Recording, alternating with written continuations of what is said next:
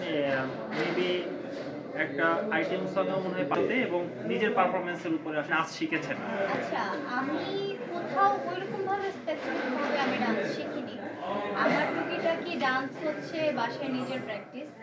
এরপর আমি ইভান শাহরিয়ার শরৎ ভাইয়ের সাথে একটি পারফরমেন্স ডান্স করেছিলাম, একটি র্যাম্প বিউটি পেজেন্টে, মিস অ্যান্ড মিসেস এলিগেন্স বাংলাদেশে। এরপর আমাদের এই কোরিওগ্রাফার নীরু ভাইয়া, তানভীর ভাইয়া, ওনাদের কোরিওগ্রাফিতে আমাদের এই ডান্সটা করা।